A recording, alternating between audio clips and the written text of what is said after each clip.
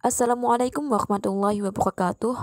Alhamdulillah, pada kesempatan kali ini kita masih diberikan kesempatan untuk menuntut ilmu dan melanjutkan pelajaran sejarah untuk pertemuan kedua. Sebelumnya marilah kita buka pembahasan kali ini dengan bacaan basmalah bersama-sama. Bismillahirrahmanirrahim.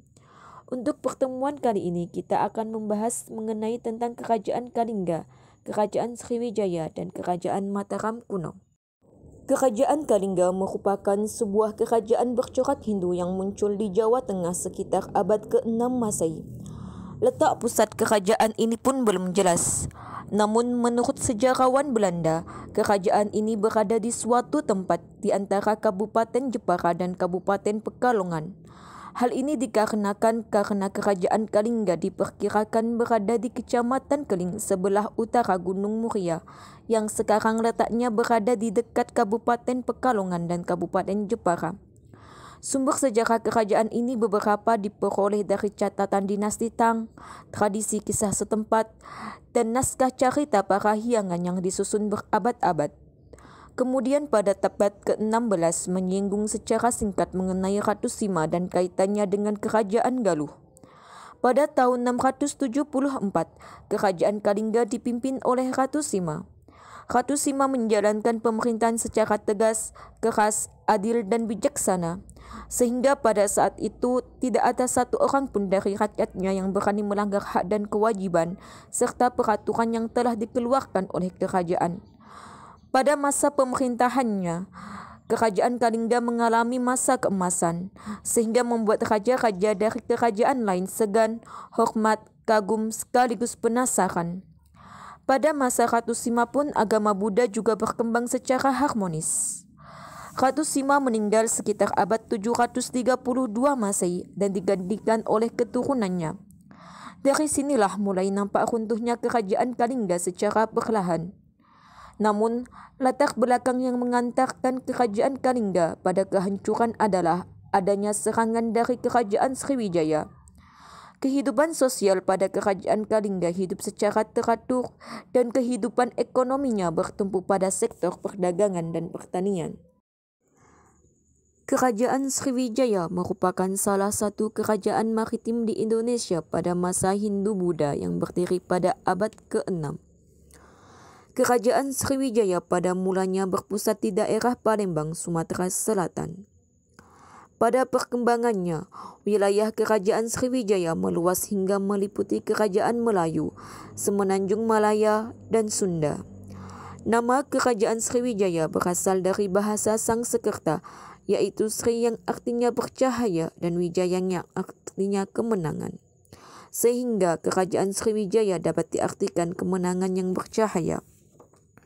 Bukti awal mengenai keberadaan Kerajaan Sriwijaya berasal dari catatan seorang pendeta Tiongkok dari dinasti Tang, yaitu Ising, yang menuliskan bahwa ia mengunjungi Sriwijaya antara tahun 671 sampai 672 dan tinggal selama 6 bulan.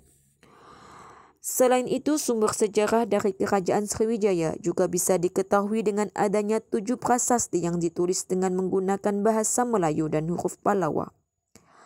Menurut sejarah, Kerajaan Sriwijaya didirikan oleh Dapunta Jayanasa. Prasasti Kedukan Bukit yang ditulis pada tahun 682 Masehi menjelaskan bahwa akhir perjalanan Dapunta Jayanasa membangun sebuah wanua atau perkampungan, yang mana perkampungan itu berkembang menjadi Kerajaan Sriwijaya. Kerajaan Sriwijaya mencapai puncak kejayaan pada masa pemerintahan Balaputra Dewa.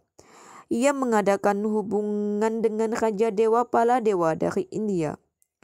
Dalam prasasti Nalanda yang berada sekitar tahun 860 Masehi disebutkan bahwa Balaputra Dewa mengajukan permintaan kepada Raja Dewa Paladewa untuk mendirikan biara bagi para mahasiswa dan pendeta Sriwijaya yang belajar di Nalanda. Sepeninggal Kerajaan Dapunta, Kerajaan Sriwijaya mengalami kemunduran. Kehidupan ekonomi Kerajaan Sriwijaya bertumpu pada sektor perdagangan, sedangkan kehidupan sosialnya dipengaruhi oleh ajaran Buddha Mahayana dan bahasa Melayu sebagai bahasa pengantar masyarakat Sriwijaya.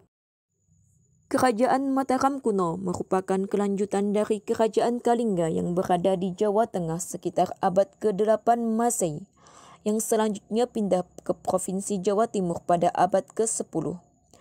Penyebutan Kerajaan Mataram kuno digunakan untuk membedakan antara Kerajaan Mataram kuno dengan Kerajaan Mataram Islam yang berdiri pada abad ke-16. Kerajaan Mataram kuno diperintah oleh dua dinasti yang berbeda, yaitu dinasti Sanjaya beragama Hindu dan dinasti Sailendra beragama Buddha. Terdapat dua sumber utama yang menunjukkan berdirinya Kerajaan Mataram kuno, yaitu berbentuk prasasti dan candi-candi yang dapat kita temui sampai saat ini. Kerajaan Mataram kuno didirikan oleh Sanaha, cucu Ratu Sima.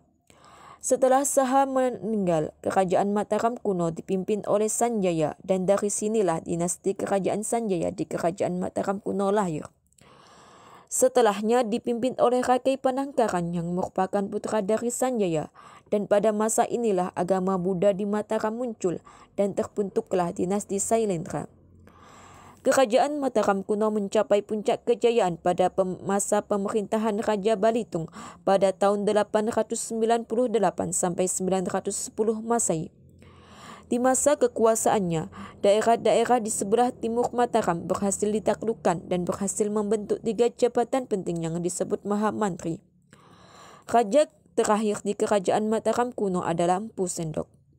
Kehidupan ekonomi pada masa Kerajaan Mataram kuno bertumpu pada sektor agraris dan perdagangan. Sedangkan kebudayaan Kerajaan Mataram kuno cukup maju dengan banyaknya peninggalan budaya yang masih bisa ditemui saat ini, seperti Candi Borobudur dan lainnya. Demikian pengantar tentang Kerajaan Kalingga, Kerajaan Sriwijaya, dan Kerajaan Mataram kuno yang dapat saya sampaikan. Atas perhatiannya, saya mengucapkan terima kasih. Sampai berjumpa kembali pada pertemuan selanjutnya. Billahi taufiq wal hidayah wa ridha wal inayah. Wassalamualaikum warahmatullahi wabarakatuh.